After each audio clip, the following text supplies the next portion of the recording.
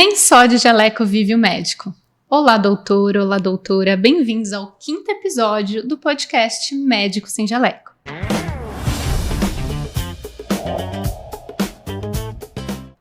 A nossa convidada hoje é a doutora Gabi Lopes, formada na Unicamp e agora está fazendo residência também na Unicamp de gineco e obstetria.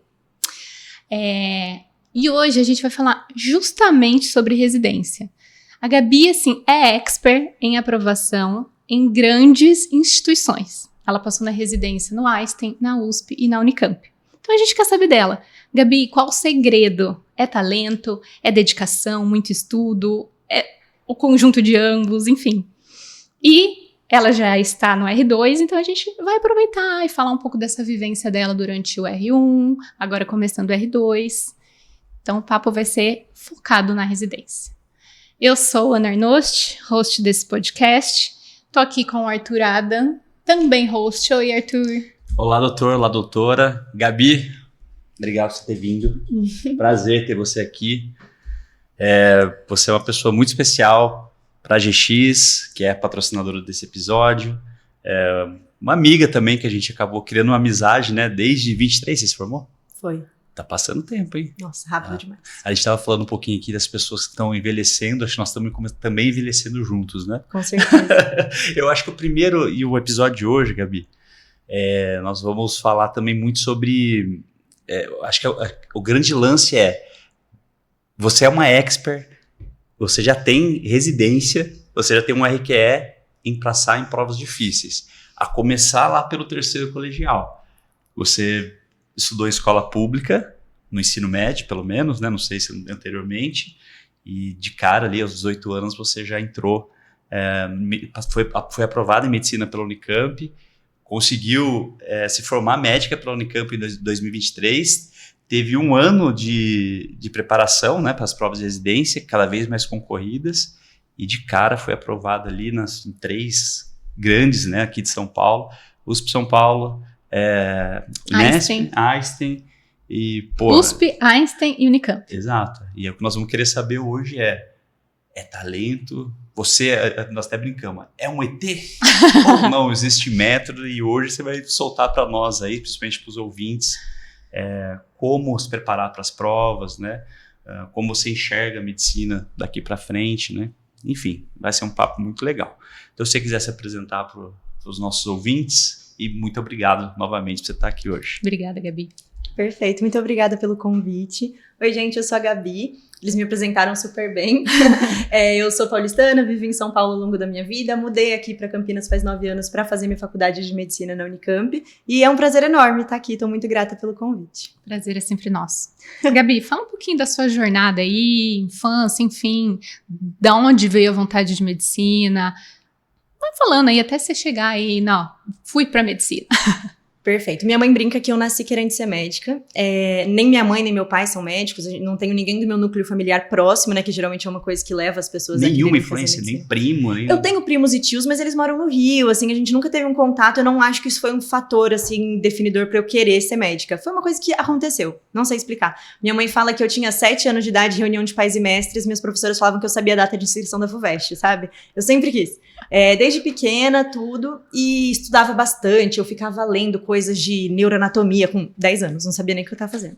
Mas eu sempre fui encantada, assim, pela biologia, pelo corpo humano. Eu arrastei minha mãe para aquela exposição Corpus do Ibirapuera. Ela disse que foi a pior experiência da vida dela. Minha mãe odeia essas coisas. Isso com que idade? Eu devia ter uns 11. Caramba. Eu sempre gostei. E você aí, falava, se alguém perguntar assim, sim, vai ser o quê? Médica? Eu vou ser médica. E eu falava que eu ia ser cirurgiã cardíaca. Olha. Você vê, as coisas mudam, né? Cabeça de criança.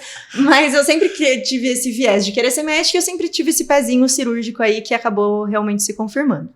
Gostei muito de estudar ao longo da vida. Eu sempre fui aquela criança meio nerd. Só que não nerd só de CDF, sabe? Eu avacalhava na aula, falava um monte, mas estudava, tirava nota boa. Você sentava no fundão ou você era... Eu sentava na frente, mas no intervalo tocava o sinal, eu já ia lá zoar com todo mundo. Então, essa ambiguidade aí sempre aconteceu na minha vida. Sempre gostei muito de estudar, isso não mudou. Quando eu fiz, eu acho uns 14, 15 anos, perto ali de entrar no ensino médio, eu entendi que a coisa estava ficando séria, que as provas estavam chegando e que eu tinha que estar bem preparada. Eu sabia que minha mãe não tinha como bancar uma faculdade particular de medicina, então que eu ia ter que fazer numa pública. E isso foi um gás extra para conseguir aprovação, né? Para conseguir estudar. Mas durante o ensino fundamental era Eu fiz escola particular. Particular. Particular. O preço de uma faculdade não tem comparação com o preço de uma escola, né? Então eu soube que, apesar de minha mãe fazer ali o esforço dela suar pra me dar a melhor educação que ela podia, eu sabia que chegando ali na faculdade eu ia ter que dar meus pulos. E aí, nessa de dar meus pulos, fiz o ensino médio, fiz numa escola pública em São Paulo e consegui bolsa pro cursinho, junto com o terceiro ano do ensino médio. Então eu fazia o cursinho durante o dia e me mudei pra um colégio noturno pra conseguir conciliar os dois. Que foi uma pegada meio...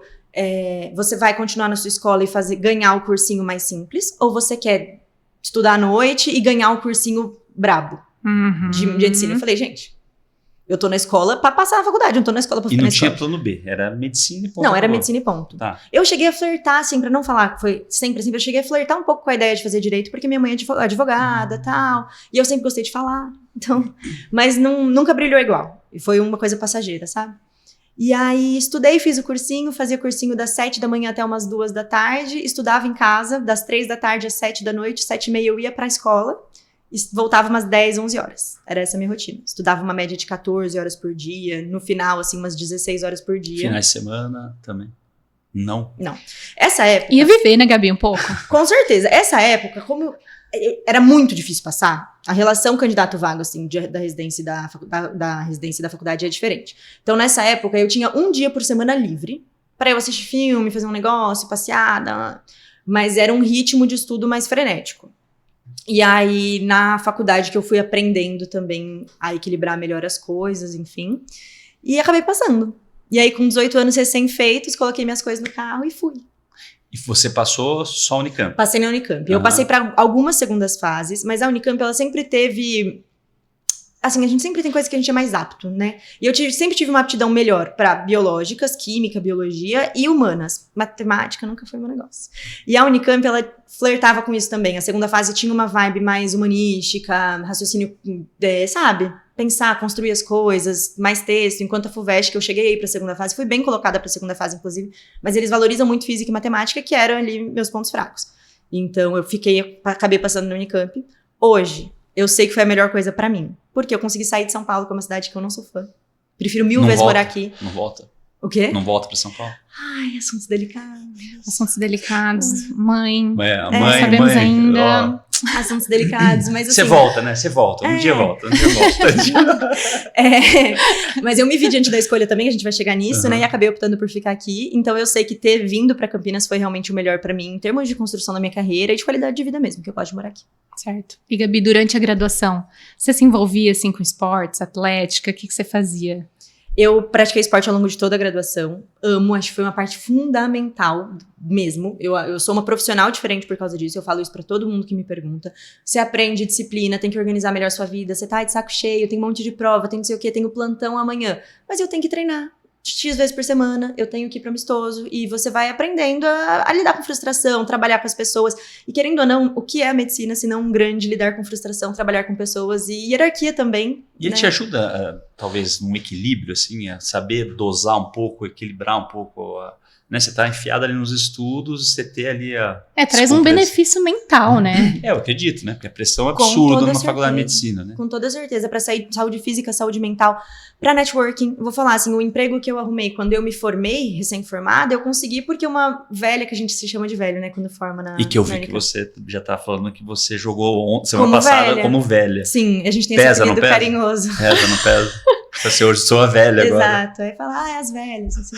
E aí uma velha me passou o emprego dela, que eu passei pra uma menina que se formou depois de mim, porque éramos todas do mesmo time. Então, e aí eu preciso de ajuda. Ai, como que funciona isso? Como que funciona aquilo? Você acha que tal lugar é bom de dar plantão? Você consegue me passar o contato da escalista? Se você não cria esse grupo de pessoas, é mais difícil, né?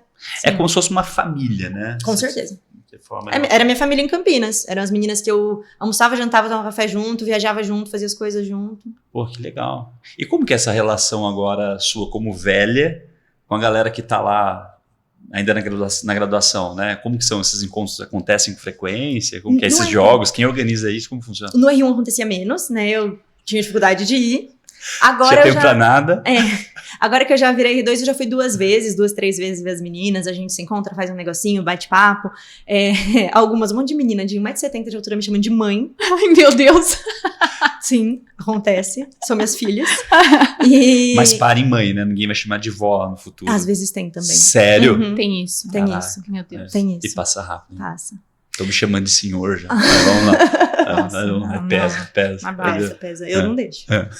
Aí, é isso, gente. E os jogos são jogos organizados por grandes ligas, né? Leamesp e tudo. E aí são faculdades do estado de São Paulo inteiro. Tem diversas categorias, enfim. E são jogos grandes. Você jogava o quê? Dinheiro. Eu jogava vôlei como central. Uhum. Joguei os 6 anos de graduação. E é a melhor coisa que eu já fiz. Nossa.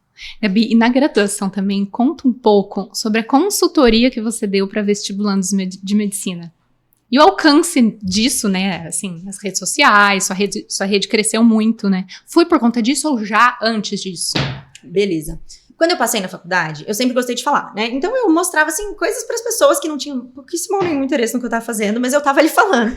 E aí, as pessoas, os mais novos, né? As pessoas que ainda não tinham passado no vestibular, começaram a me procurar. Então as pessoas viam o nome dos aprovados na lista e iam caçar na internet para saber quem que era o fulaninho que passou na USP, que passou na Unicamp, e nessas pessoas me achavam. E aí era um monte de mensagem. Ai, Gabi, o que você fez? Onde você estudou? Como que você organizou? Como que não sei o quê? E eu ia respondendo um por um. Só que chegou uma hora que eu recebia muitas por dia. Imagina, você responder a mesma pergunta 10 vezes no dia, um textinho pra cada um. Mas isso você já tinha uma presença digital ou não? Não, eu devia ter, uns 3 mil seguidores na época, que eram pessoas do meu convívio. Só que aí um mandava pro outro, e foi uma coisa muito orgânica, foi uma coisa muito natural. E aí eu falei, tá, já sei, pra eu não ter que ficar respondendo um por um, eu vou gravar um vídeo, soltar lá. Foi um vídeo que eu gravei com o meu celular da época, um fone de ouvido que eu coloquei dentro de um porta-lápis, na janela da minha kitnet. Sério, porque não tinha iluminação. Isso no primeiro ano. Primeiro ano da faculdade. Tá. Botei lá na janela, aí comecei. Oi, né? Oi, sou a Gabi. Gente, vergonha, né, tal, porque as pessoas olham torto, ainda mais quando você não faz aquilo, né, da vida. E aí eu gravei um vídeo, eu acho que tinha uns 10, 12 minutos o vídeo, falando tudo que eu poderia. Hoje o pessoal não ia assistir, 12 minutos não pode. Né? Não. Mas na época deu certo. Cuts. Aí gravei esse vídeo, botei lá, porque eu falei, toda vez que alguém me perguntar, eu encaminho e falo, tá tudo aqui, assiste. E aí as pessoas falam, posta mais, fala mais, e tal. E eu fui pegando gosto pela coisa. Quando eu vi, eu tava produzindo conteúdo mesmo. Aí baixei lá os aplicativinhos, assim, caseiro. CapCut? Homemade. Em shot. No finalzinho ficava logo CapCut, você não sabia tirar aquilo. Exatamente. Uma vinhetinha que eu fazia o plano de fundo no próprio stories do Instagram, botava uma cor, escrevia um negócio, artesanal. E aí comecei a fazer, pegando gosto pelas coisas, e aí as coisas... Isso foi 2017? 2018. E aí na pandemia, que eu tinha mais tempo, que eu já tava aí com uns 4, 5 mil seguidores, e as coisas eram um crescimento lento, porque não era uma coisa que eu fazia ativamente, eu não despendia muito tempo e energia pra fazer. Eu ia fazendo. E aí, em 2020, que foi quando estourou a pandemia, as pessoas continuavam me procurando, eu falei, calma, o que eu vou fazer? Né? Eu tinha tempo, recurso, tal. E aí, as pessoas sempre me pedindo dica. Eu falei, quer saber? Vou fazer um negócio. Vou fazer consultorias pra essas pessoas. Eu mandei nos Close Friends. Eu tinha um Close Friends que... Mentira, aí eu já tava com uns 8 mil seguidores. Eu tinha um Close Friends que só no Close Friends tinha uns 5 mil. 5.500. Que as pessoas iam pedindo pra entrar, que lá eu mostrava mais do meu dia a dia pra quem tivesse interesse real em ver. E aí eu falei, vou lançar então essa consultoria. E eu lancei 10 vagas de teste. Falei, gente, vou lançar essas vagas. Quando esgotar, esgotou. É isso. Aí as 10 vagas esgotaram em menos de 1 minuto. Nossa. Mas isso já paga uma consultoria? Pago, era um valor baixo, né? Hoje simbólico. Eu sei, porque na época eu não sabia nem como precificar. Eu fiz, tipo, o que é um valor ok, que as pessoas consigam pagar e que vale a pena, assim, eu fazer. E aí, essas vagas esgotaram em menos de 1 minuto. Aí, beleza, dei as consultorias, achei uma delícia.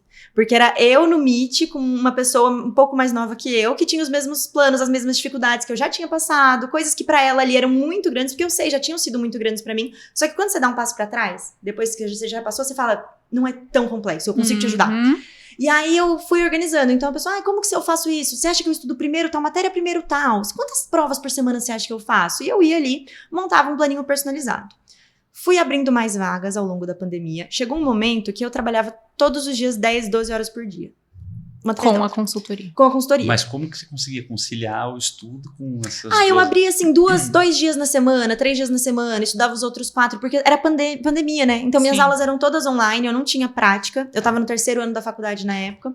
Então, Tava um pouco mais tranquilo. Né? Deu pra encaixar. Uhum. E aí, ok, acabou o período de... Isso, pensa, eu trabalhei meses. E nessa época, outro assunto polêmico, já que a gente ia falar de polêmicas. É isso. Eu ganhava mais no 3º ano da faculdade, com 20 anos de idade, trabalhando de pijama na minha casa, do que eu ganhei nos meus primeiros meses como médica formada. Não, pijama é só na parte de baixo. Só na parte de baixo. Parte de cima. Sim, Eu na parte de cima eu acredito. tava vestida.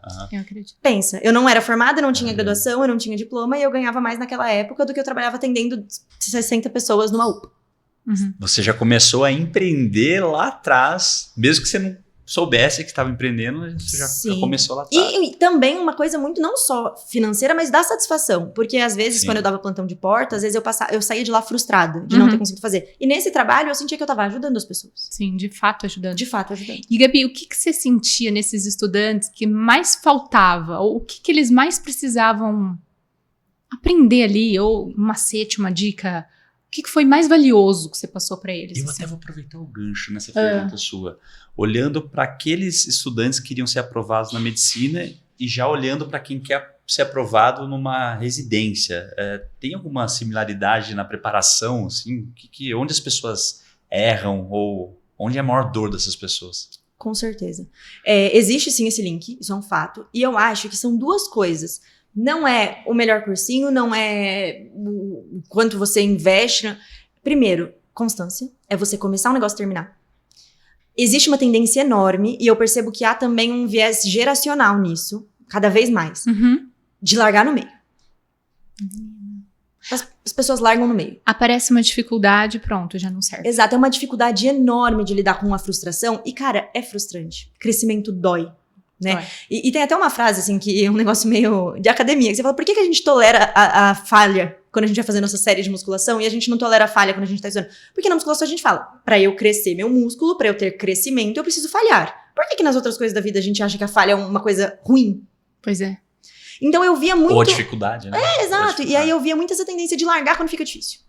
E isso é uma coisa que não dá. Se você quer ser um bom profissional, acho que em qualquer área, na medicina especificamente, porque é difícil. Vai ser difícil, invariavelmente. Então eu percebi, assim, essa tendência. Era uma coisa de puxar a pessoa um pouquinho pro calma lá. Tipo, tá tudo bem. Você tá estudando. E ainda sobre esse assunto, você entende que também tem relação com geração? Eu ou não? acho. Nós estamos numa geração mais frágil nesse sentido? Sim. Já trazendo polêmica. Voltando. Não, estamos. E isso é uma coisa que eu percebo muito. Observando... Ai, gente, não acredito que eu vou falar isso, mas... Uma coisa que eu percebo muito, observando... Pode deixar que eu não vou fazer corte disso, fica tranquilo. Vai. Às vezes observando os próprios alunos, assim, eu percebo como eu, quando era graduação, e os meus colegas, quando eram graduação, as coisas que a gente fazia, o grau de desconforto que a gente tolerava, e o grau de desconforto que é tolerado agora, eu percebo que há essa diferença. Claro que tem coisas que não devem mesmo ser toleradas, aqui eu vou abrir uma série de parênteses, sim, né? Mas eu percebo, sim, essa dificuldade de lidar com o difícil. E isso atrapalha em tudo. Relações interpessoais, amorosas, familiares, tudo. Isso que eu ia falar, amorosas. Muita gente olha, por exemplo, eu e o Arthur, 25 anos juntos. Como? Não é como, gente, é a resiliência, é aquele... Vai ter muita dificuldade, vai ter muito... vontade de matar, sorte, né? Não é sorte, não. Você achou a alma gêmea. Não, é trabalho. Cara, é doação. É trabalho, é doação. A gente fica pé da vida, várias vezes um com o outro. Exato, é resiliência. Passamos por muitas crises juntos. Exato, e isso se aplica a qualquer âmbito da vida. Exatamente. É verdade. Exatamente. Não desistir na primeira dificuldade. Isso é uma das coisas centrais. E a outra, além do persistir, é entender que as coisas vêm quando você coloca o que elas precisam, entendeu? E às vezes eu sinto que as pessoas acham que as coisas são impossíveis. E aí você já vai com o mindset do impossível. E não é. As pessoas... Nossa mente é muito poderosa. Mas demais.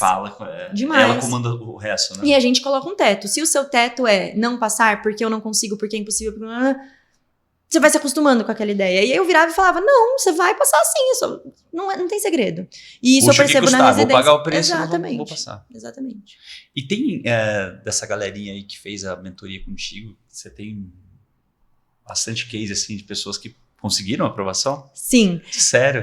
São médicas hoje, estão se formando? Sim, e eu recebia muitas mensagens, assim, a gente vai criando amizade, né? Tem as pessoas que eu via mais frequentemente, acabei atendendo muita gente. Chegou num ponto que eu tinha, inclusive, quando eu encerrei fim da pandemia, eu tinha 300 e tantas mais pessoas esperando pra fazer a consultoria. Não consegui atender todas aquelas pessoas, porque aí eu tinha, assim, uma faculdade de medicina pra conciliar, entrei no internato e tal, acabei lançando um e-book nisso, Aí pra você tentar... virou infoprodutora. Que foi outra Incrível. aventura. Dei a cara a tapa. Como que faz? Não sei. Mas você já sabia, tipo, eu vou lançar um infoproduto, como que eu lanço? Ou não, ou só foi acontecendo? Eu fui consumindo conteúdo gratuito. A minha sorte é que foi na época da pandemia que os infoprodutores estavam fazendo live. Lembra aquela época? Uhum. E aí, era assim, eu atendia de manhã, estudava tarde, de noite, eu assistia as lives com o meu caderninho. Então eu faço, isso aqui é um call to action, sabe? Aquelas coisas. E aprendendo, né, Você conversei montou com uma landing page? montaram pra mim. Essa parte era muito tecnológica. Mas eu acabei fazendo parceria com uma menina que era tipo eu, só que da parte mais tecnológica do negócio. E aí a gente ia se ajudando, eu era expert. Gente, expert de nada, né? Tipo, no fundo eu era. Sim, Mas uma era autoridade. a síndrome do impostor, aquela coisa. E aí eu entendi posteriormente que sim, eu tinha algum grau de autoridade naquilo, porque eu tinha passado por aquilo. E aí foi uma outra aventura, foi ótimo, valeu super a pena. E essas pessoas que tanto consumiram o infoproduto quanto passaram por consultoria comigo, até hoje me mandam mensagem. Ai, Gabi, hoje eu tô no internato, entrei na minha primeira cirurgia, lembrei de quando você falou aquilo lá, e a gente vai... Legal. E você chegou a criar, tipo, amizade com certeza. alguns, né? Uhum. Tem gente que eu converso até hoje. Que legal. E aí, bom, lançou o infoproduto, bombou? Como foi isso? Foi bom. Uhum. Em termos de retorno financeiro, foi menos que a consultoria, o que é natural, né? sim. Porque a consultoria era uma coisa mais no tete-a-tete e tal. Mas foi muito mais do que eu imaginava. Era um PDF, era um vídeo? Era um livrinho. Era um livrinho, acho que tinha umas 70 páginas. E aí tinha parte de apresentação, aí tinha parte de perguntas e respostas que eu compilava, porque a minha intenção era meio que suprir minimamente aquela demanda que eu não consegui, né? Uhum. Das pessoas que queriam a consultoria. Então, perguntas que eram muito frequentes. Todo mundo que eu atendia perguntava aquilo. Então, aquela resposta estaria no e-book. Mais ou menos isso. Poxa, que legal. Gabi, em que momento da graduação você falou vai ser gineco e obstetrícia? Eu gosto de responder essa pergunta. Boa. Eu quis fazer cirurgia, grande parte da graduação. Sempre gostei da área cirúrgica, eu gosto muito de consultório, eu gosto muito de paciente, de lidar com isso.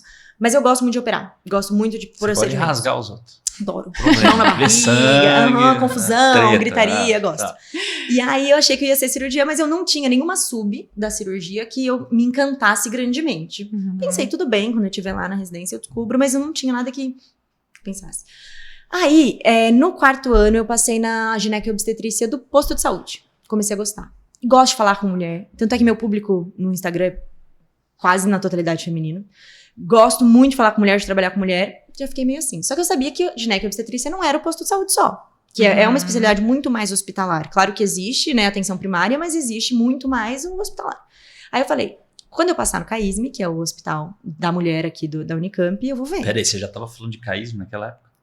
Eu vou passar no... Ah, não. Não, isso eu já tava na faculdade. Passar no internato, tá. Isso. Ah, tá. Eu achei que você falou assim, pô, você tava idealizando. Eu tava na faculdade. Porra, Gabi... Não passa muito. Não, eu tava na faculdade pensando que eu ia fazer cirurgia. Tá. Passei no 4º ano no posto, falei, quem sabe quando eu passar no CAISM eu vou decidir. Porque, pra quem não sabe, o estágio do CAISM no internato é muito puxado. É de longe o estágio mais puxado. E eu falei, cara, se eu gostar daquilo, é porque eu gosto de verdade. E aí passei no estágio do CAISM, amei. Ficou em dúvida. Nada. Amei. E aí teve o dia que foi meio epifânico, assim, que foi o dia que eu decidi que eu ia fazer gineco e obstetrícia, que foi num dos plantões, era um plantão de 24 horas, eu era interna, aquele plantão cheio, caótico, um monte de gente nascendo, aquela coisa toda. E aí eu tava partejando uma paciente que tava com o marido, e o neném não tinha muito prognóstico. Era um bebê que tinha malformações, então ele não tinha muita compatibilidade com a vida. E aí eu acompanhei eles, e ela falava, eu quero conhecer meu neném, quero conhecer meu neném, quero conhecer meu neném. E eu tipo, vamos lá, se Deus quiser. Aquele bebê que a gente nem escutava o coração, porque não mudaria muito a conduta, sabe? Caramba. E aí o bebê dela nasceu, molinho, roxinho, a neonatologia levou o bebê pros cuidados. E aí a gente ouviu um choro. Aí ela falou, ai, meu filho. Só que tinham nascido muitas crianças. A chance de ser o filho dela era muito baixa. E aí foram ver e era. Gente. O bebê nasceu vivo, chorou na sala lá de reanimação, voltou pro colo dela. Na hora que o neném entrou, o marido dela caiu de joelho no chão, ela começou a chorar, me abraçou. Aí eu olhei aquilo e eu falei, não tem como fazer outra coisa da minha vida. Estou arrepiada. Não tem como, né? Como ficou você vendo aqui? Você também chorou junto? Eu não chorei na hora. Eu chorei depois. Meu olho cheio de lágrima, né? Mas eu não chorei. Mas foi aquele, sabe? Mas ali foi a decisão. Foi. Eu falei, não tem como eu fazer outra coisa. E aí eu decidi desde então. Não tinha nem plano B? Não. Sempre foi. Foi o sinal que você pediu pra Deus e pronto, tá ali. Agora entramos no que o povo mais quer saber.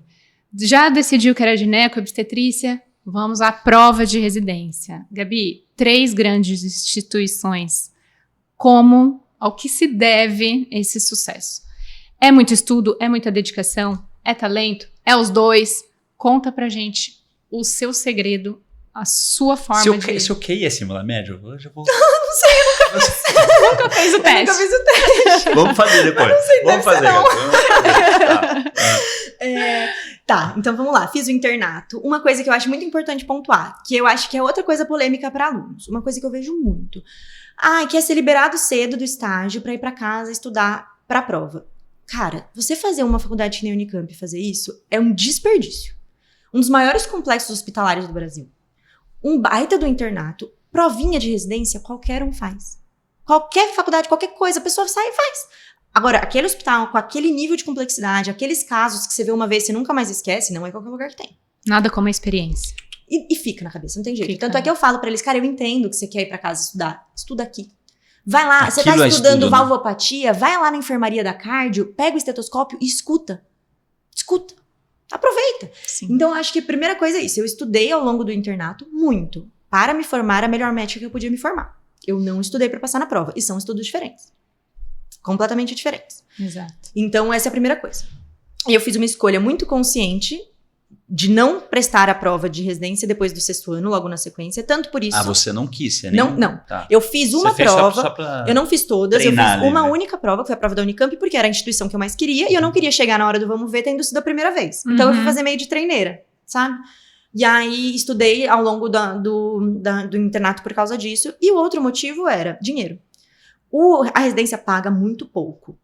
Hoje, pra você se manter numa cidade como Campinas, a bolsa não dá. Então eu precisava de uma reserva. E eu não tinha essa reserva ao longo da graduação, então eu precisava trabalhar um ano pra conseguir me bancar. Esses foram os dois motivos. E aí eu falei, tá, então eu vou ter um ano que eu vou ter que trabalhar e estudar. Como que eu vou organizar isso? E aí vem o segundo ponto que eu acho muito importante. Não se deslumbrar com dinheiro. Porque você sai da faculdade, a não ser que você tenha grana de família e tal, você tem dinheiro contado pra fazer as coisas. E aí você sai da faculdade, aí você pega um plantão, cai milão na conta. Você fala, pô... Dinheiro rápido. Você prefere Não, Pix é à um vista, é dinheiro- maravilhoso. Né? É suado, mas... Não, assim, é difícil. Não vou falar que, Sim, R$1.000 sim. facinho. Não, é horroroso. E quando você tá no plantão, você quer fugir. Mas, Sim. tipo, querendo ou não, paga um dinheiro que você não tinha antes. E aí é muito fácil você falar, pô, então, se eu trabalhar 5 dias na semana, eu ganho 5 mil, eu ganho 20 mil por mês. É isso. Aí Só, sai do 0 ao 20. assim. É. Só que se você trabalha 12 horas por dia, 5 dias na semana, que hora que você estuda? E, desculpa, passar na residência, numa boa residência, não é estudando 1 horinha, a não ser que a pessoa seja realmente fora da curva. Não é estudando 1 horinha à noite que você vai conseguir. Então, eu acho que o primeiro ponto é como que você vai estruturar o seu dia a dia, eu pensava sempre em semanas. Como que você vai estruturar a sua semana para que você consiga ganhar um dinheiro e também estudar? E aí, o que eu decidi? Eu trabalhava 30 horas por semana. Eu trabalhava segunda, quarta e sexta, 8 horas por dia, e de domingo de manhã eu trabalhava 6 horas. Você já tinha plantão fixo. No começo, eu tinha que dar plantão de pronto-socorro. Nunca gostei, não é do meu perfil, não gosto. Então, assim que possível, eu peguei o emprego da minha velha, Boa. que era um emprego meio de médica de família de convênio. Então, eu gostava porque eu conseguia ter meus pacientes, fazer as minhas coisas e tal. E fazia um plantão trabalhando de médica do time de futebol, que era uma delícia. E Que legal. Vocês sabem disso? Não. Eu fui médica do Paulinha. Caramba. Tem até um vídeo muito engraçado do eu vi um que Olha você o pique conta. da médica. Gente, não vi. Eu vi esse vídeo, mas eu achei que você estivesse, sei lá, Você não trabalhando no ligou, estádio. Não, eu trabalhava como médica do Paulinha, no Olha sub-13 e só. sub-14. Era uma delícia, eu Que amava. legal. Então eu trabalhava Nunca largou o esporte, né? Nunca, de jeito nenhum, eu gosto demais. Aham. E aí eu trabalhava então 30 horas por semana e que era dava 3 dias e meio, e estudava os demais. Eu tinha um dia livre, via de regra, geralmente era domingo à tarde. Então eu trabalhava e ficava livre. E eu organizava meu estudo com base nisso. Dava vontade de trabalhar mais um pouquinho, de ganhar mais um dinheiro, de... e se eu viajar pra não sei onde? Pé no chão. Não, meu objetivo nesse ano é fazer uma reserva suficiente pra que eu consiga me manter no R1 e passar. O que é uma reserva suficiente? Ó, Quanto que o médico precisa ter pra passar tranquilo na... eu na R1? juntei 50 mil. Foi o dinheiro que deu. Então eu... E Foi assim, rápido pra você juntar esse... não, foi ao longo do ano. Tá. Porque realmente eu gastava dinheiro com todas as minhas outras coisas, eu juntava ali um valor X por mês, agora eu nem lembro quanto que era que eu estipulei. Então, caía meu dinheiro, eu transferia o valor X do que eu guardava, pagava as contas. É suficiente a pessoa guardar 50 mil reais? Pra mim foi. Consegue passar... Pra mim foi. E Obviamente sem luxo. E né? sem Mas aperto. luxos. Isso. tipo, eu não deixei de fazer as coisas que eu queria fazer. Lógico que também, graças a Deus, eu tenho o apoio da minha mãe, então, tipo, uma coisa, eventualidade, eu sabia que eu tinha ela ali, mas pra mim foi suficiente. Legal. E quanto ao estudo, você tinha, tipo assim, hoje é terça-feira, dia de estudo. Existia uma planilha, hoje eu vou estudar tal material, por tantas horas, como que era a hora que você pegava, vou estudar? Perfeito. Eu organizava da seguinte maneira, eu não acordava de madrugadona, porque eu não rendo muito. Eu gosto de dormir até, tipo, 7h30, 8 horas. Não gosto de madrugar, que nem aquela galera que acorda às 5 horas da manhã pra estudar. Nunca foi meu negócio. Então, eu acordava ali umas 7, 7h30, tomava meu café da manhã, sentava pra estudar umas 8h30 da manhã. Eu estudava por temas, então eu sempre gostei de aula. Tem gente que não gosta, né? Eu sempre gostei, até porque é o que eu falo, estudar pra vida é diferente de estudar pra prova. E as aulas dos cursinhos, elas têm aquela coisa do macete, que é uma coisa pro dia a dia. Não é isso. Uhum. Então, eu assistia as aulas geralmente no período da manhã, e à tarde eu fazia os exercícios referentes aos temas que eu estudei. Quando foi chegando no meio do ano, assim, eu fazia as revisões. E aí a plataforma que eu usava montava as revisões pra mim, e eu fazia exercícios. Chegou um momento que eu fazia ali uns 120, 150 exercícios por dia, que era mais ou menos uma prova de residência por dia. E aí ia fazendo mais ou menos nesse esquema. Estruturava dias da semana para cada tema. Então, um dia eu estudo GO, outro dia eu estudo pediatria, outro dia eu estudo preventiva. Chegou um momento que eram muitos exercícios de revisão, então eu precisei priorizar. E isso é uma dica boa para quem tá tentando organizar estudo. Vai chegar um momento que é humanamente impossível você fazer todas as revisões. Humanamente impossível, não dá. E aí, como que eu selecionava o que eu ia fazer? Primeiro pelas instituições que eu queria, então não adianta nada eu fazer uma questão da UFMG se eu não vou prestar UFMG. Tipo, tô estudando insuficiência cardíaca, é uma questão, entendeu? Então eu priorizava das bancas que eu ia fazer. E como eu queria Unicamp, o que eu fazia? Você já queria Unicamp? Era a minha instituição, era a minha primeira opção. E ela é short answers agora, né? No meu ano mudou. Antes do meu, na verdade. Uhum. Antes era múltipla escolha e mudou pra short answers. E aí, não tem outra instituição que faz isso. Aí eu falei, cara, como que eu vou estudar pra uma prova que não tem prova igual pra fazer? Tem uma, que é a do ano passado. Você não tinha histórico, né? Não. Aí, o que eu fazia? Eu fazia as questões das outras instituições, eu tampava as alternativas e eu me obrigava a responder sem ver. E aí eu fiz isso o ano inteiro. Porque aí eu tinha que saber a resposta, não tinha como colar. Isso me ajudou muito, muito. E Gabi, eu presenciei isso, né, durante esse período de estudo. Eu acho que você também tinha uma questão de saber dosar um pouco, né, equilibrar um pouco. Você não era aquela pessoa que ficava assim só estudando. Diversas vezes, por exemplo, a gente se encontrava na academia, né, e você fala, tô me preparando para as provas. É necessário ter esse descanso, essas pausas? Qual que é a importância disso na preparação? Com certeza, com certeza. Eu não acredito em bitolagem. Aquela coisa assim de, tem que fazer. Por quê? Pra você conseguir passar na prova, você tem que estar com o mental em dia. Ponto. E hoje, todo mundo aqui que tá ouvindo é médico, profissional de saúde, sabe da importância da atividade física e do lazer e do convívio social, etc., pra você conseguir manter a sua cabeça em dia. Então, eu acho que isso é fundamental. Da mesma maneira que você tem que trabalhar, você tem que estudar, você tem que fazer atividade física. Mas eu não gosto.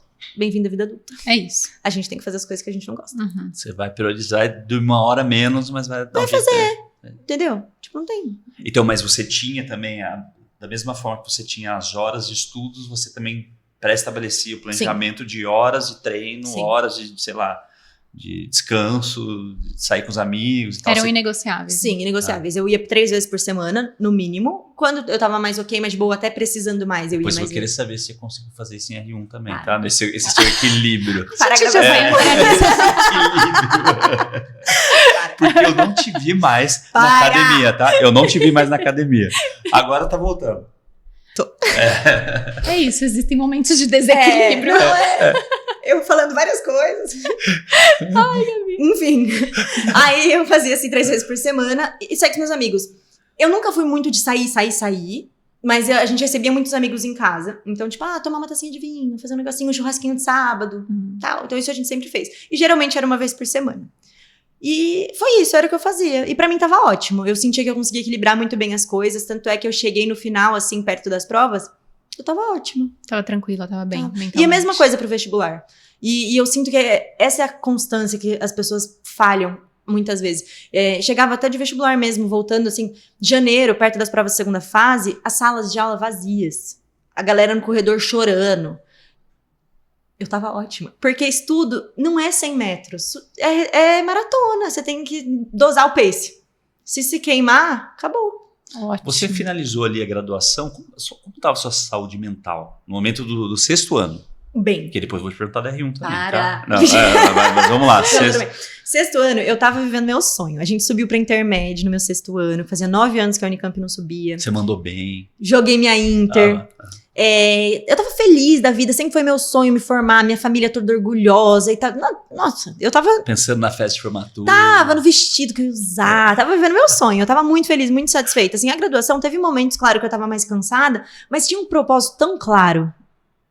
Tão claro. E eu me sentia bem. Realização, né? Sim. Tá. Sim. E Gabi, eu vi que você falou aí.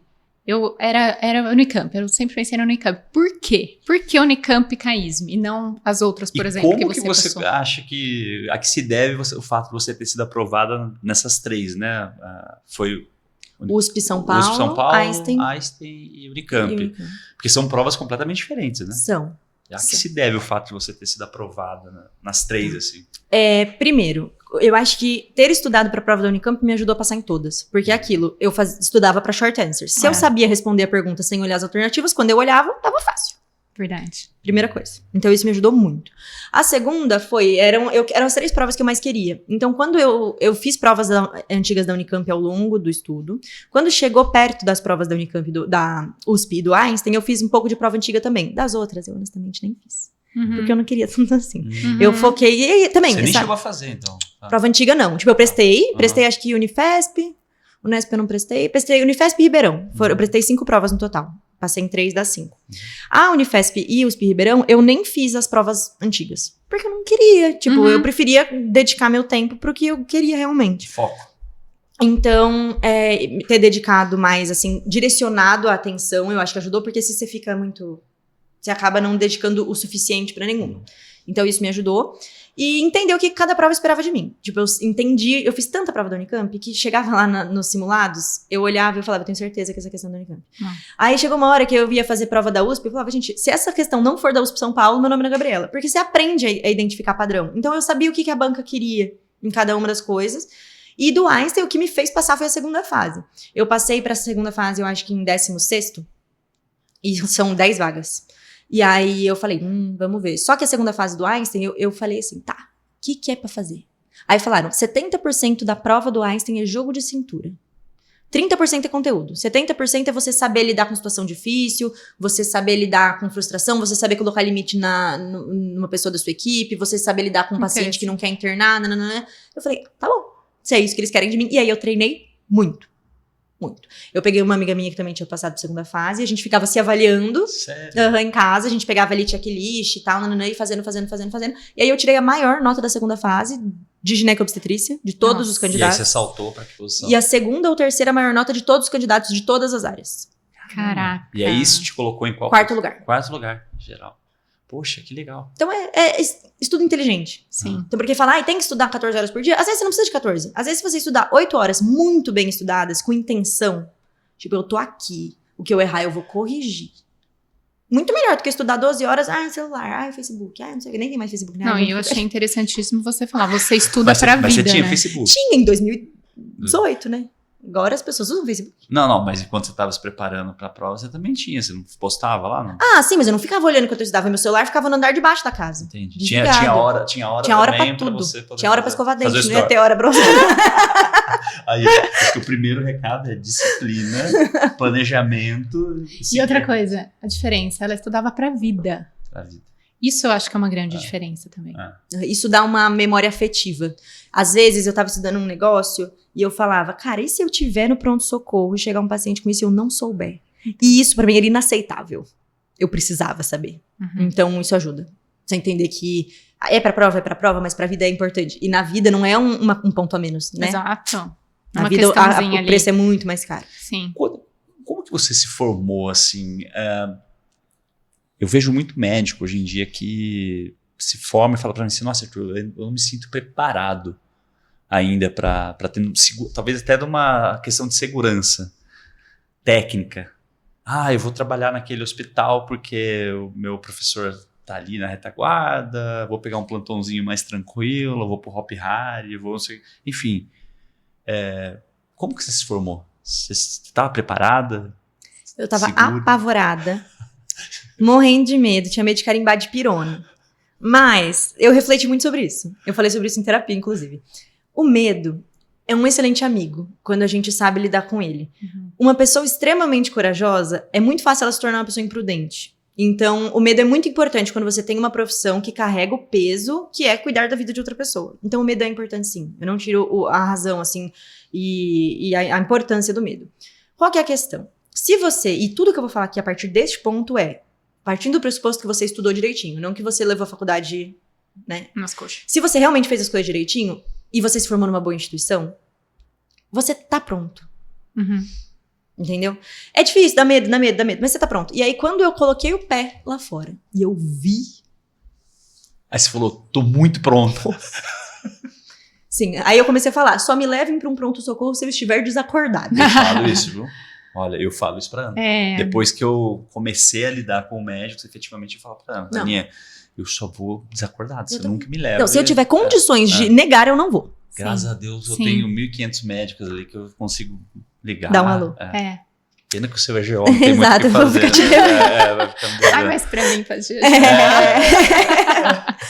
Mas é assustador mesmo. Então eu saí apavorada, e aí com um tempo eu falei, tá, tudo que tá aqui eu já vi. O que eu não vi, graças a Deus eu tenho pra quem perguntar, e aí vem de novo as minhas velhas, né, sobre ombros gigantes, enxergo mais longe, então isso ajuda.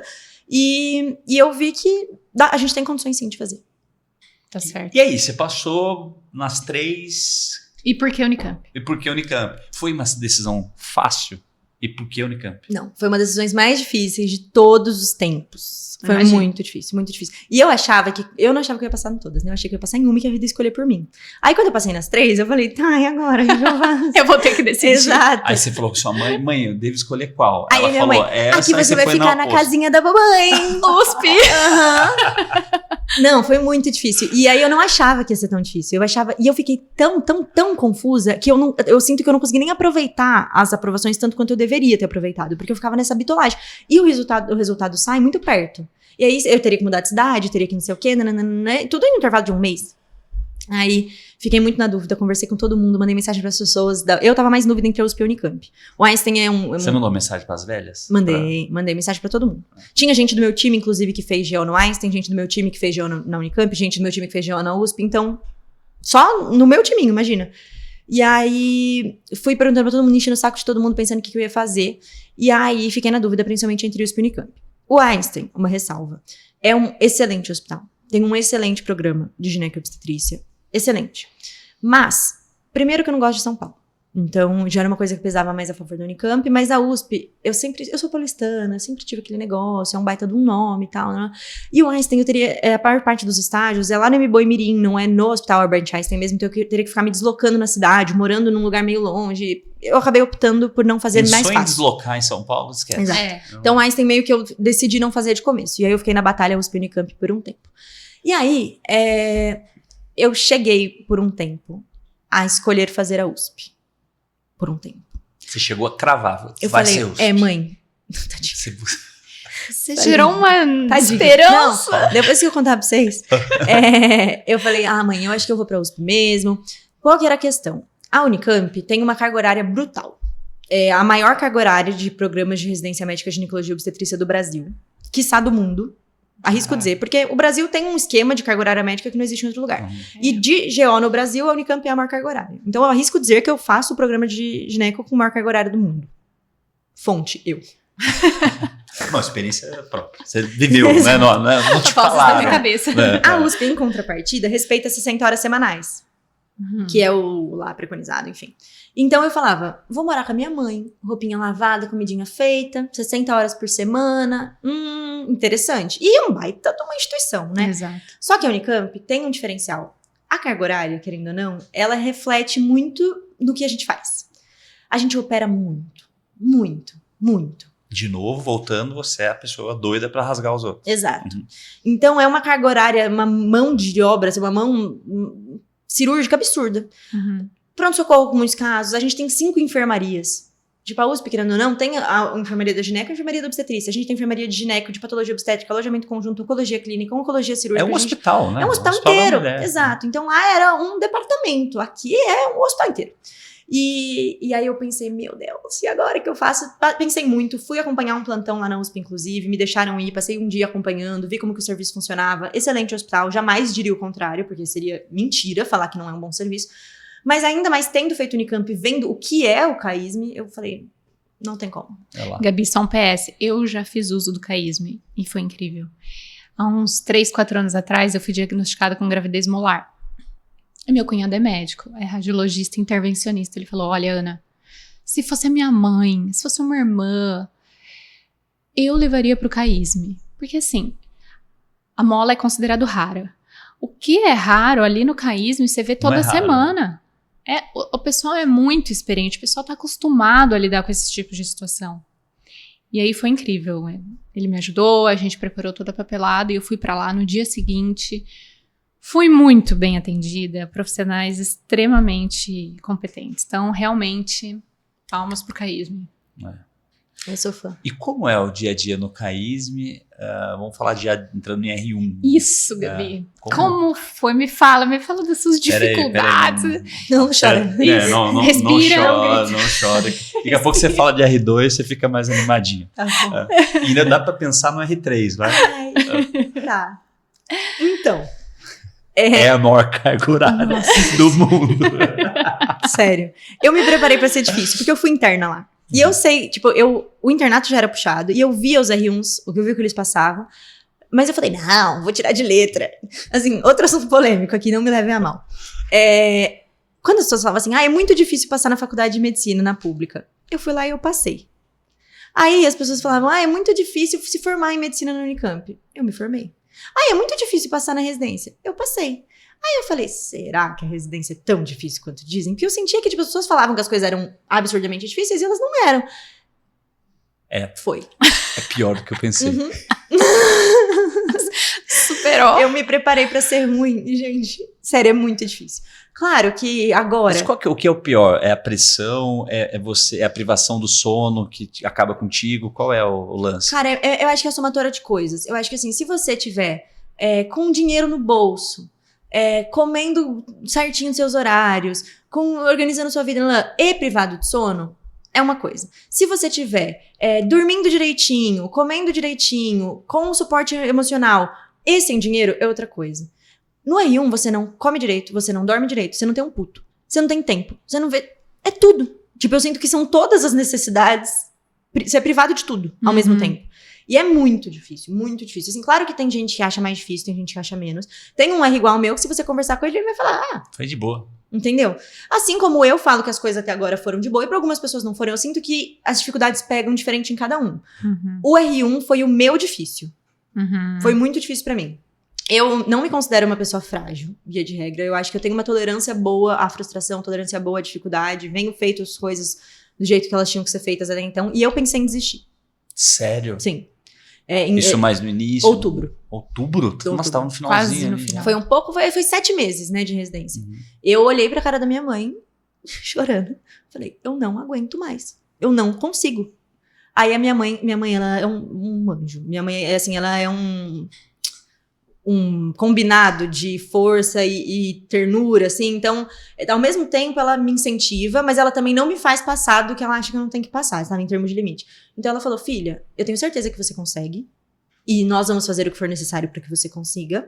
Mas, se você falar que... Eu não quero que você desista porque você acha que você não consegue. Se você falar que não é o que você quer, a história é outra. Ela falou, você é nova, você pode voltar atrás, você tá no primeiro ano, você presta outra coisa. E, mas eu não quero ser médica. Filha, eu tô aqui, a gente faz um negócio, presta outra coisa. Tipo, a vida é muito curta pra gente ficar insistindo. Minha mãe fala, não dá pra gente ter compromisso com erro. É uma frase que ela fala muito, que eu amo. Então, foi graças a ela e aos meus R iguais que eu não desisti. Porque eu passei, assim, um período ali em outubro muito difícil. Depois eu fui me reerguendo e tal, mas não é brincadeira. Saúde mental foi pro saco. Foi pro saco, foi pro saco. Precisei começar a tomar remédio, que é uma coisa que eu não achava que eu ia precisar. Então foi realmente muito, muito ruim. Mas esporte também. Eu tentava, só que chegou um momento que eu não dava conta de nada. O que eu conseguia fazer era acordar e ir pro hospital. E isso exigia tudo. Entendeu? Eu tava exaurida. Flertei com burnout ali, arrisco dizer. Que é uma coisa que eu nunca imaginei. Se você falasse pra mim, eu ia falar, imagina. Não existe o burnout. Nada. Paguei a língua, entendeu? E eu acho, assim, olhando retrospectivamente, se você falasse comigo lá naquela época, eu ia falar, pior coisa que já aconteceu comigo. Hoje, porque tudo é mais fácil quando a gente já passou. Olhando retrospectivamente, eu sei que foi uma parte muito importante do meu crescimento, que eu me tornei uma pessoa diferente depois disso, que eu entendi limites que eu não tinha, eu aprendi a colocar alguns limites, porque eu tenho uma tendência de querer fazer tudo, querer dar conta de tudo, e não querer pedir ajuda, e não querer que as pessoas me enxerguem com fragilidade. Chegou um momento que o meu corpo cobrou o preço. E eu precisei falar, eu preciso de ajuda. Tipo, esse é meu ponto. Daqui eu não passo, entendeu? E é uma coisa que eu ia ter que aprender numa hora ou outra. Então, que bom que foi agora. Exato. E existe essa questão mesmo de hierarquia? É pesado? Existe hierarquia, isso é um fato. Tem atribuições que são do R1, atribuições que são do R2, que são do R3, que são dos chefes, e isso é bem claro, bem definido. Pesado, eu não acho. Eu não fui distratada. Sim, mentira. No carisma, eu não fui destratada. Lógico que existem situações ali de mais ou menos estresse e tal, mas as pessoas sempre me trataram bem, os meus R+, sempre foram muito solícitos. Claro que tem momento que tem ali puxão de orelha, isso aqui, não, mas eu acho que é importante, nunca reclamaria disso. Num outro estágio que nós temos, não dentro do Hospital do Carisma, eu fui maltratada mesmo. Assédio moral, feio. Então, só pra não fazer essa meia-culpa. Rola, existe. Mas dentro do CAISM, isso é uma coisa que, se acontece, é muito raro. E a diferença agora pra R2? Como tá sendo? Eu sei que é muito recente ainda, né? Mas e aí? Eu já sinto, respirar. Eu já sinto os refrescos. Ai, é muito melhor. Assim, a gente tem 3 plantões por semana em média no R1. No R2, a gente tem 1. Então, eu já faço 1/3 dos plantões que eu fazia. Você não tá judiando o pessoal da R1? Olha a minha cara. De que se bobear, eles judiam de mim. Até parece. Eu dou procedimento pro interno. Isso é verdade. Eu tava conversando com o Elias, ainda que é estudante. Acho que ele tá rodando. Acabou de sair do Tava rodando estágio. Ele falou pra mim assim, cara, Gabi Lopes, um anjo. Eu rodei estágio lá com ela, pessoa super bacana. Né? Então, realmente, tem que ser no judia. Mas eu não judio. Não, é porque eu não tenho coragem de fazer com os outros que fizeram comigo, sabe? Não tenho coragem. Tem que quebrar o ciclo. Tem. Certíssimo. Eu acho que a gente tem que exigir excelência, até porque nós estamos num centro de excelência, mas existem formas e formas de fazer. Então, eu nunca deixei fazer errado, fazer mal feito. Corrijo quando tem que corrigir, mas, cara, tá todo mundo ali pra aprender. Não dá pra exigir que as pessoas cheguem sabendo, né? Da mesma forma que eu espero que não façam comigo. Enfim. Onde que eu tava? R2. R2, diferenças. Eu tô fazendo 1/3 dos plantões que eu fazia. Então, eu não ligo de trabalhar. Nunca tive problema com trabalho. Só que eu gosto muito de dormir na minha casa. Então, poder dormir na minha casa 5, 6 noites na semana faz muita diferença. Além de que, no R2, eu tenho pós-plantão de 24 horas. Então, hoje, por exemplo, eu tô de pós-plantão. Eu trabalhei domingo, entrei às 7 horas da manhã, saí às 7 da manhã de hoje. Se eu tivesse na R1, eu teria saído 1 da tarde de hoje. Porque a gente não tem pós-plantão de manhã. Então, os plantões eram de 30 horas. Agora eu tenho pós-plantão de 24 horas. Então, eu consigo chegar na minha casa e dormir. O plantão tá horroroso. Tá tudo bem, 7 horas da manhã eu vou embora. O R1 não tem isso, entendeu? E então isso é outra coisa. Fora que a qualidade do trabalho é diferente. O R1, coitado, ele faz o que ninguém quer fazer. É o que sobra pra ele. Sim. A hierarquia, ela existe. Ela existe. Sim. Ela existe. O R1 faz o que ninguém quer fazer. E nesse momento tá te privilegiando. Nossa. E aí, tipo assim, tem que fazer papel. É o R1 que faz. Tem que ir não sei onde, pedir pra não sei quem, fazer não sei o que lá. É o R1 que vai. Entendeu? Então, no R2, você tá lá as mesmas horas, mas a qualidade do trabalho é melhor. Tá. Gabi, planos pro futuro. Eu sei que você ainda tá no R2, mas você já tá ventilando com alguma coisa? Tá estudando, já tá se preparando pra próxima? Qual é a próxima aventura? Então, eu sou doida, né? A gente já concluiu isso até esse momento do podcast. Então, eu já estou lá com o meu cursinho de R+. Boa! Mas da mesma maneira que eu fazia no internato, eu não estou estudando para a prova. Eu estou estudando para me formar uma boa ginecologista e obstetra. Então, eu uso de um material de apoio. O CAISM eu trabalho muito. As pacientes estão lá me ensinando o tempo todo. Então, fica uma dúvida, fica não sei o quê. Eu tenho pra onde ir, eu tenho que consultar, tenho a bibliografia, mas é mais nesse sentido. O que eu penso em fazer? Algo cirúrgico, fato. O quê? Difícil dizer. A gente tem algumas áreas, assim, o bom da GO é que é muito variado. Você pode fazer qualquer coisa. Você pode fazer gineco-endócrino e só atender consultório. Você pode fazer ultrassom e nem atender. Você pode fazer fertilidade, você pode fazer as cirurgias mais diversas. Então, tem oncologia pélvica, tem mastologia, tem uroginecologia, cirurgia ginecológica, pequenos procedimentos. Você pode fazer obstetrícia, alto risco, você pode fazer medicina fetal. É muito amplo. Mas eu tenho esse gosto por cirurgia, então eu sinto que eu vou acabar seguindo para uma dessas áreas cirúrgicas. Flerto muito com oncologia ginecológica, com a masto ou com oncologia pélvica. Gosto, assim, eu sempre gostei de casos de maior gravidade, eu sempre fui meio que atraída para isso, não sei porquê. Realmente não parei pra aprofundar nisso. Gosto. E são áreas cirúrgicas que eu conseguiria lidar com pacientes oncológicas. Costumam ser pacientes mais graves, mais complexas. Então, eu penso em fazer algo nesse sentido. Vamos ver. Gabi, como que você enxerga o futuro da medicina? Nós estamos aí olhando para um panorama de mais de 1 milhão de médicos aí nos próximos anos. Como que você enxerga aí a galera que está formando? Ou talvez que dica você daria para um médico que está se formando agora? Tá. O que eu penso é o seguinte. Às vezes, existe uma pressa muito grande de fazer medicina, não importa onde, não importa o quê. Calma lá. Eu acho que mais importante do que ser médico é ser bom. Então, é importante que você faça num lugar que tenha capacidade de te formar bem. Eu vejo faculdade de medicina que não tem cadáver na aula de anatomia. Desculpa. Eu não faria nem se me pagassem, não é nem assim se pagassem a minha mensalidade. Se me pagassem dinheiro pra eu fazer, eu não faria, sabe? Porque não tem como, eu acho. Então, a primeira coisa, se for pra fazer, faz direitinho. Faz num lugar que tem condições de te formar o médico que você quer ser. Nem que tiver que estender um pouco tem que fazer os estudos. 6 anos de cursinho. Se você tem condições de fazer, faça. Mas eu não acho que vale a pena você querer ir meio pelo caminho mais fácil, sabe? Porque a vida das pessoas tá em jogo também. Eu não acho que isso faz sentido. Segunda coisa. Sobre o futuro da medicina, o que eu penso. Antes, tinha muito essa coisa de status, essa coisa de dinheiro. Hoje, isso não é mais uma realidade. Eu percebo, cada vez mais. Status nenhum. Hoje em dia, tem uma onda de odiar médico. Falta se apanhar na UPA. Então, se você tá fazendo por glamour... Não vai achar. Errou. Cai fora que não dá tempo. Não faz sentido. Por dinheiro. Vai fazer TI. Sei lá. Outras coisas, com certeza, tem muito mais glamour do que você usar um Crocs, ficar banhado de sangue e apanhar dos outros. Fato. Outra coisa, dinheiro. O médico vende trabalho, vende carga horária. Se você parar pra pensar quanto um médico ganha por hora, às vezes outros profissionais ganham mais por hora. Profissionais que muitas vezes não têm nem graduação ganham mais por hora do que você que ficou lá se ferrando 6 anos pra estudar, fazendo residência, fazendo RQE. Só que o que acontece? O médico ele consegue vender mais horas, porque elas vêm em pacotes de 12, pacotes de 24, mas o valor é tão mais alto assim? Algo a se pensar. Agora, outra coisa. Tem espaço pra quem é bom. Eu acho que isso também não dá pra gente fazer um terrorismo absurdo. Se você é bom, se você estuda, se faz uma boa faculdade, você vai pelo caminho da residência, porque... Outra polêmica que... A coisa que a gente mais vê é especialista em emagrecimento. Especialista em... Nem sei os nomes horrorosos que eles dão para as coisas. Medicina ortomolecular integrativa. Isso não existe. Isso não são especialidades. É um caminho mais fácil? Eu adoraria ter me formado na altura dos meus 24 anos, pegado um consultório, uma roupa chique, contratar alguém para fazer meu vídeo e falar, gente, eu sou especialista em emagrecimento. Você não é. Você não tem RQE, você não fez residência. Até pós. Beleza, entendo um pouquinho. Dificuldade, eu tenho dificuldade. Pós em dermato. Você não é dermatologista. Entendeu? Porque a residência é um saco. A residência paga pouco. A residência te explora, a residência é horrorosa. Mas a residência te forma um excelente profissional. Então, quem faz uma boa faculdade, faz uma boa residência, quem paga o preço, quem tá disposto a pagar o preço... Sem atalhos. Vai ter espaço. Agora, se você tá fazendo medicina, não sei onde de não sei que lá da Piraporinha, pra fazer uma pós-graduação de um fim de semana...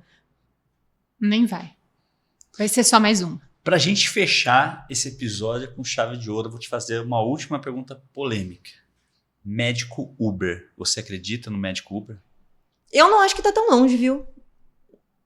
Eu não acho que é uma realidade tão distante. Eu ainda não vi, mas com o ritmo alarmante de abertura de novas escolas médicas, com pouca ou nenhuma fiscalização. Essas notas que agora divulgou, né? Que esse assunto tá em alta por causa disso também.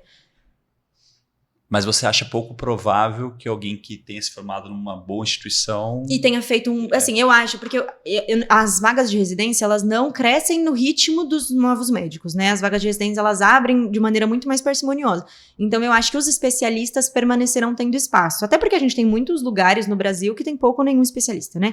Então, mesmo que tenha que haver uma redistribuição ali geográfica, eu acho que existe espaço, sim, para esses profissionais bem formados. Agora, o médico generalista, formado num lugar mais ou menos, que não faz o que é necessário para conseguir se especializar, se tornar um bom profissional, eu não vejo muita perspectiva, não. Eu acho que pode acabar sim virando médico.